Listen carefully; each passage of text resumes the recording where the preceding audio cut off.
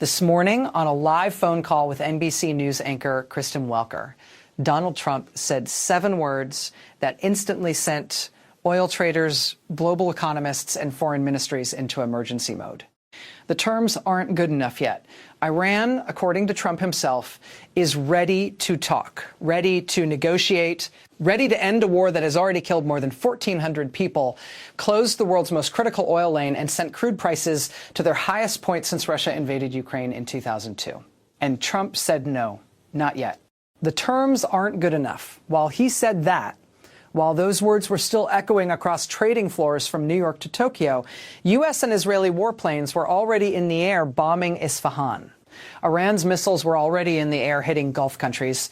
6 American airmen's names were being released to grieving families. And oil was still sitting above $110 a barrel.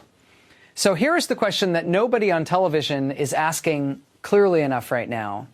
If Iran wants a deal, and Trump won't take it, if Israel just told CNN it plans at least 3 more weeks of strikes with thousands of targets remaining, what does that mean for the price of oil? What does it mean for the price of gas at your pump next week?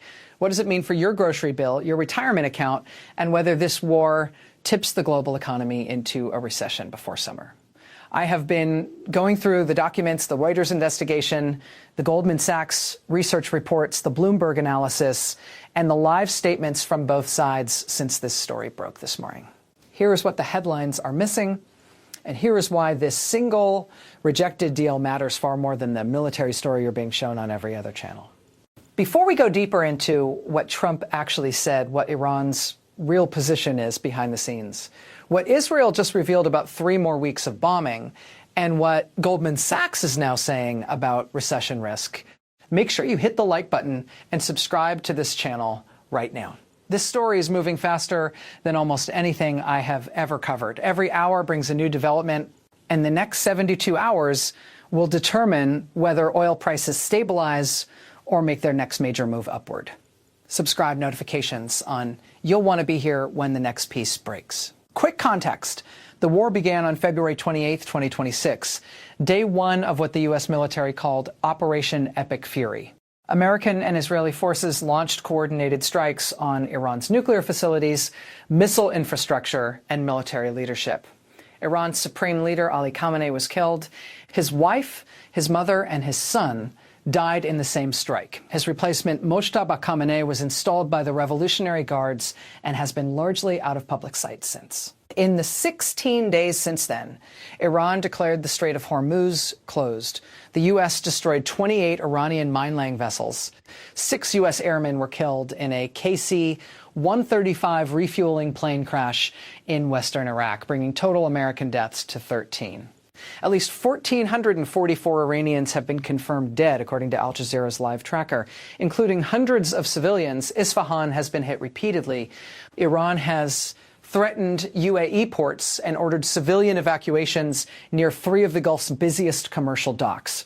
And oil, which was trading at $87 per barrel on February 27th, has already touched $120 and is currently sitting around $110, a 26% increase in 16 days. That is the setup. Now, the documents and the statements, because what happened this morning is where this story takes a turn that most coverage is underplaying. The evidence, the central statement was made today, Sunday, March 15th, in a live phone call between President Donald Trump and NBC News anchor Kristen Welker on Meet the Press. I am quoting directly from the verified transcript released by NBC News. Trump said, Iran wants to make a deal, and I don't want to make it because the terms aren't good enough yet. Then he added, U.S. forces have totally obliterated Iran militarily. And then he said something that has barely been covered. He said he was considering options to mitigate oil prices, which tells you that the administration itself understands the economic damage this war is causing is real, visible, and politically dangerous. But here is what got me. This was not the only statement made about a deal today. Read it alongside what Reuters reported Saturday, citing a senior White House official. Trump has rebuffed efforts to start ceasefire talks and is focused on pressing ahead with the war. So it is not just that the terms are not right.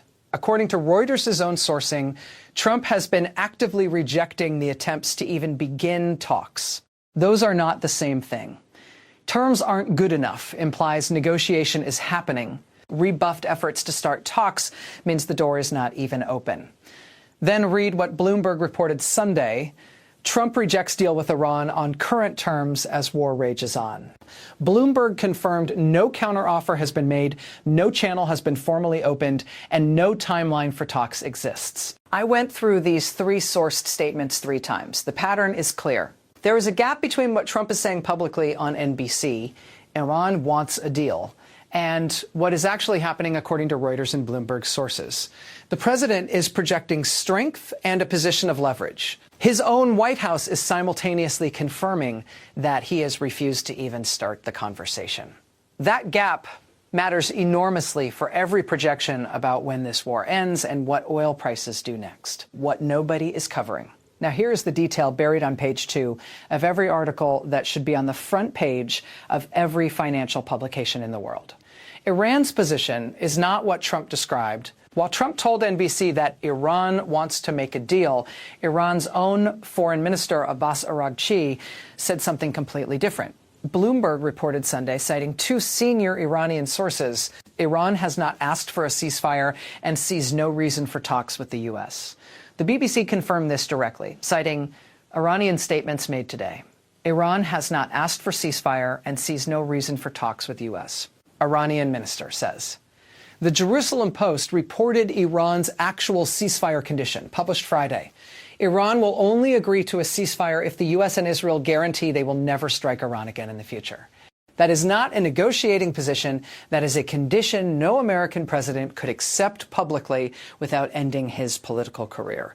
It is structurally designed to be rejected. Read those 3 things together. Trump says Iran wants a deal. Iran says it never asked for one. And Iran's stated condition for any ceasefire is a permanent guarantee of immunity from future American and Israeli military action.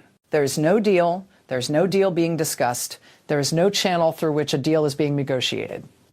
What exists is a public narrative from the White House that a deal is possible, and a documentary reality from Reuters, Bloomberg, the BBC, and Iran's own foreign minister that says the opposite. That is not a political observation. That is a factual mismatch between public messaging and sourced reporting. And it is the single most important piece of information for understanding where oil prices go from here. Because oil markets, more than anything else, are pricing in expectation. When the president says a deal is coming, markets relax briefly, prices dip. The BBC documented this exactly. When Trump said the war was very complete, oil and gas prices fell sharply within hours. Then they recovered when the war continued. If the market understands that there is no real deal pathway right now, that recovery of prices is the baseline, not the exception, the fallout, what already happened today in parallel with Trump rejecting the deal terms, because the juxtaposition is important. While Trump was on the phone with NBC saying he would not accept a deal, the Israeli military told CNN that it is planning at least 3 more weeks of its campaign in Iran with, quote, thousands of targets remaining. IDF spokesperson Brigadier General Effie Dufresne confirmed this on CNN Sunday. 3 more weeks. Thousands of targets.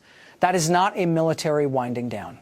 That is a military in the early stages of a campaign it considers still far from complete. U.S. and Israeli aircraft struck Isfahan. Al Jazeera confirmed a barrage of strikes hit multiple sites in the city. A factory strike alone killed at least 15 workers, according to Iranian media. The death toll from U.S.-Israeli strikes, according to the Iranian government's own spokesperson, now stands at confirmed damage to more than 42,000 civilian sites across Iran. Iran threatened the UAE. For the first time since the war began, Iran issued direct warnings to the United Arab Emirates, one of the world's most important commercial shipping hubs, urging residents to evacuate 3 major ports. According to AP, the Associated Press, and France 24, some oil loading operations in Fujairah have already been suspended as a result. Fujairah is the busiest port in the Middle East. It is where thousands of tankers refuel and transfer cargo. Its partial suspension is not a footnote. It is another piece of the global supply chain cracking under the pressure of this war. Pope Leo XIV delivered his strongest public appeal yet this morning, directly addressing those responsible for the war and demanding an immediate ceasefire. He called the violence atrocious and warned that, quote, violence can never lead to the justice, stability, and peace that the people are seeking.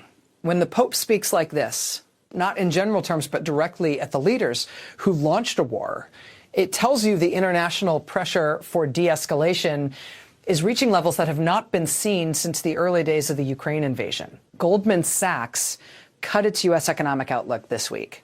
Goldman now projects a 25% probability of recession in the next 12 months, a dramatic shift directly attributed to the Iran war. This was reported by MarketWatch and Morningstar on Thursday. And 6 names were released. 6 American airmen killed when their KC-135 refueling aircraft crashed in western Iraq on March 12th.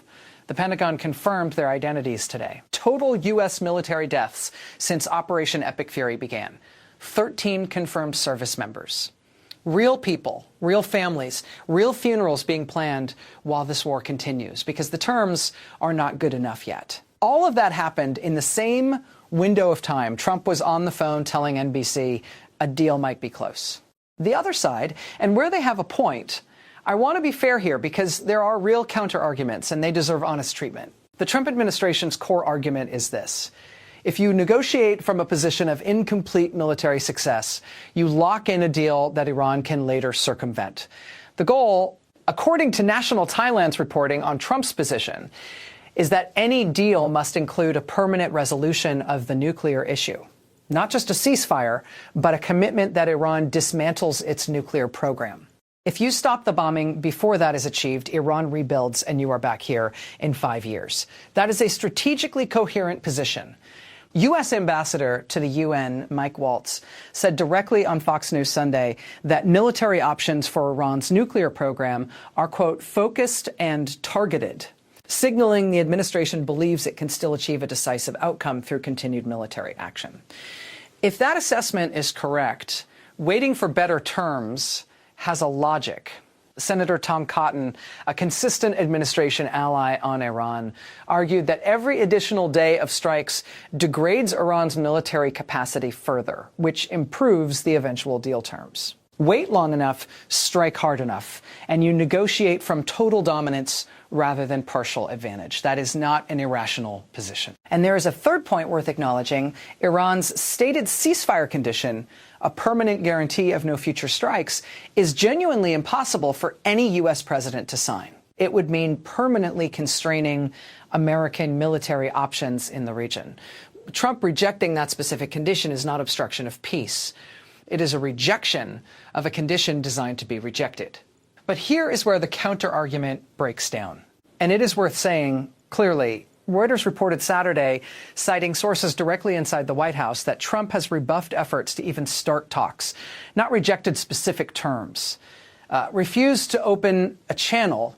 Those are different things. Refusing to negotiate at all means there is no information about what Iran might actually accept if the stated impossible condition were removed. It means no back channel is running. It means the war continues with no diplomatic process parallel to the military one.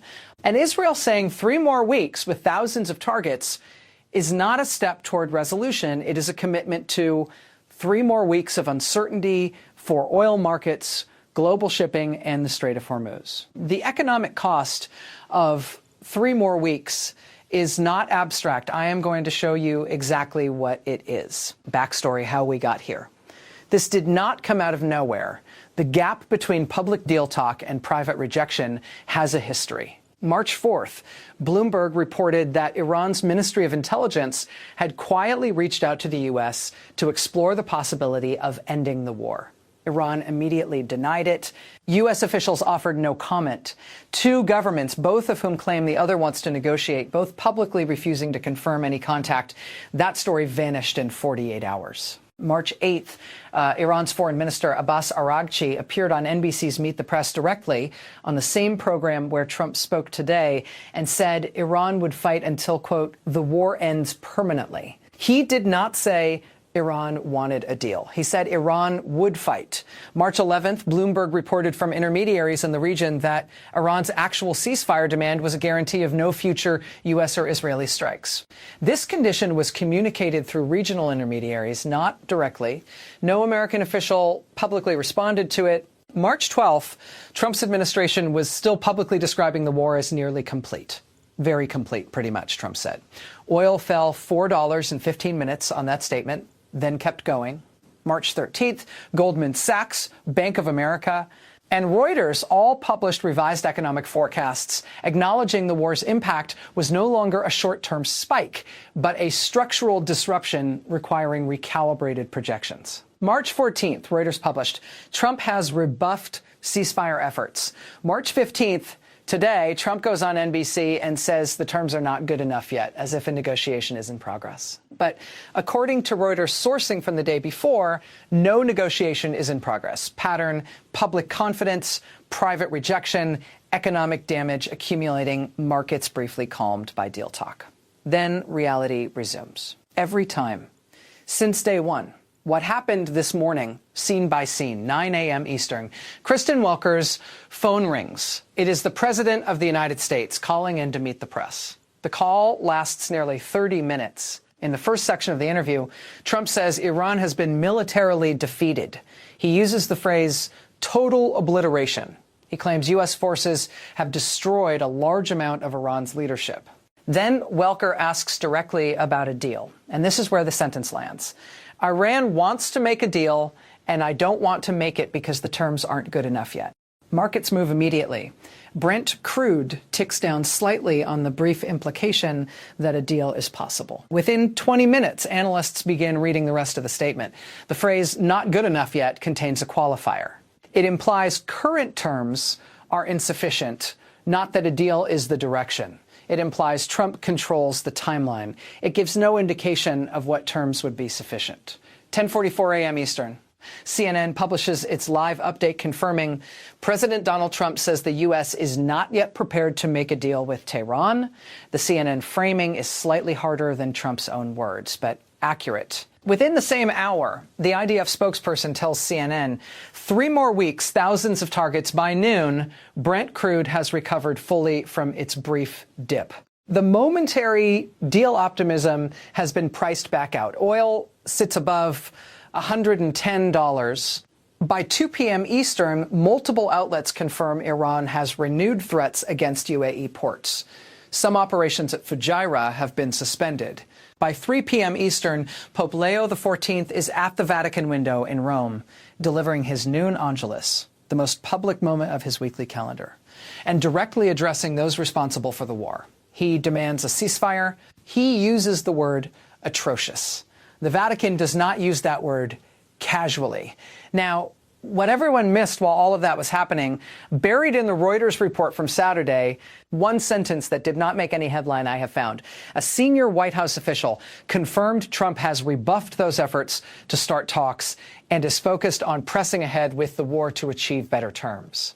Not is considering options, not is reviewing proposals, has rebuffed, past tense, decisive, active decision. The war continues not because no deal exists. The war continues because the U.S. president made a deliberate choice this week to reject the initiation of a diplomatic process. That is a different story than terms aren't good enough yet. One story suggests a deal is close. The other story says a deal is being actively prevented. The documents support the second story. Expert analysis. What the people who do this for a living are saying, Scott Modell, managing director of Rapidan Energy Group, has testified before the Senate Energy Committee. He said this week, this is by measurable oil market data, the largest energy supply disruption since the Arab oil embargo of 1973. The 1973 embargo lasted 5 months and produced a recession. We are on day 16. Goldman Sachs research in their published analysis this week stated directly oil prices can rise significantly and well above fair value estimates when geopolitical uncertainty is high. Their revised Q4 2026 Brent forecast is $71 per barrel, which assumes resolution. If resolution doesn't come, that forecast becomes irrelevant immediately. Goldman Sachs also cut their U.S. economic growth outlook and assigned a 25% recession probability in the next 12 months. That was Thursday. That was before today's deal rejection. Janet Yellen, former Treasury Secretary, speaking at the Peterson Institute this week, every model we run for sustained Hormuz closure beyond 3 weeks shows recession probability for the U.S. economy exceeding 65%. Israel just said 3 more weeks of strikes today. The Hormuz closure is connected directly to those strikes. You do the math. Hakan Kaya, senior portfolio manager at Neuberger Berman, wrote in a published analysis, a full or near full closure lasting a month or more would require demand destruction at levels that could push crude well into triple digits, and European natural gas prices toward or above the crisis levels seen in 2022. Here is what is interesting. Even analysts who strongly support the military operation are acknowledging the economic math. Former U.S. Ambassador Dennis Ross, speaking to Bloomberg this week, there's a point at which military pressure has extracted maximum diplomatic leverage, and additional strikes produce diminishing returns but continuing economic damage. You have to know when to shift from military to diplomatic instruments. He was not asked to comment on whether that point has been reached, but the fact that he framed it that way is itself an answer. When former hawkish diplomats start framing the question as when to shift, pay attention. That is not defeatism. That is 40 years of professional experience recognizing a pattern, why you should care, real talk, your money. Let me be direct about what today's news means in practical terms for every single person watching this. Gas prices. Before Operation Epic Fury began on February 28th, Brent crude was at $87 per barrel. Right now, it is above $110. That is a 26% increase in 16 days. That increase has not fully reached gas stations yet. The lag between crude price increases and pump price increases is typically 2 to 3 weeks. Analysts at Goldman Sachs project national average U.S. gas prices reaching $4.50 to $5 per gallon if crude stays elevated for the next 30 days. Today, Trump just told you the war continues because the terms aren't good enough. Israel just told CNN 3 more weeks. That is your 30 days right there. Groceries. This is the part that most financial coverage is not connecting loudly enough. Qatar is one of the world's largest producers of nitrogen-based fertilizers. Qatar Energy has already curtailed production due to the conflict. Nearly 30% of global ammonia production is affected by this war.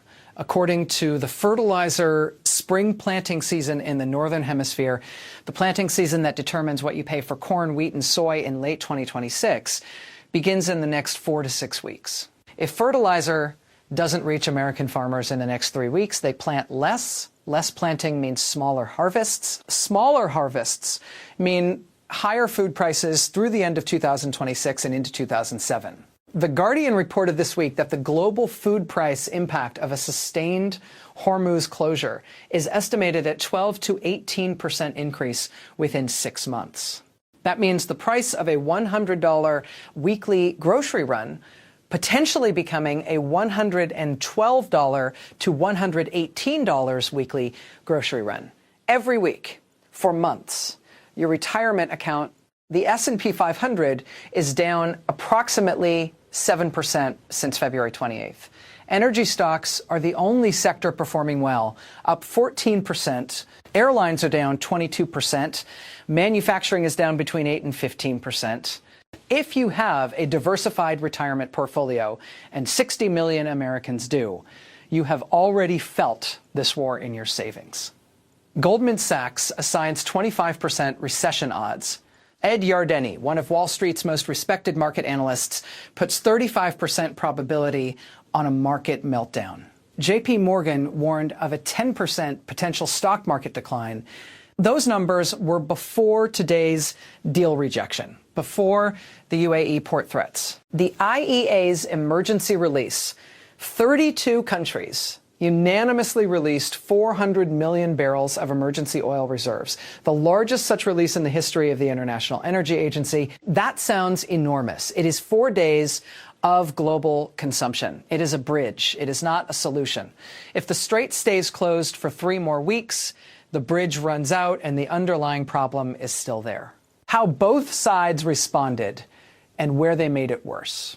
Trump on NBC. Iran wants to make a deal, and I don't want to make it because the terms aren't good enough yet. Then, on Truth Social, he posted that U.S. forces have achieved total obliteration of Iran militarily and called on other countries to send warships to help secure the Strait of Hormuz. Think about those two statements together. On one hand, we have totally obliterated Iran militarily. On the other hand, we need other countries to help secure a strait that Iran is still effectively keeping closed. If the obliteration is total, why does the strait need securing? If the strait still needs securing, is the obliteration total? The internal contradiction in those two statements is the gap between military messaging and operational reality that markets are watching every day. Iran, through its foreign minister and official state channels, denied reaching out for any deal. Iran's member of the Expediency Council stated publicly that the Strait of Hormuz will not be reopened to U.S. ships and called for American withdrawal from the Gulf, not a negotiating position. A declaration, Israel said, 3 more weeks, thousands of targets. IDF spokesperson Defriend confirmed this on CNN this morning.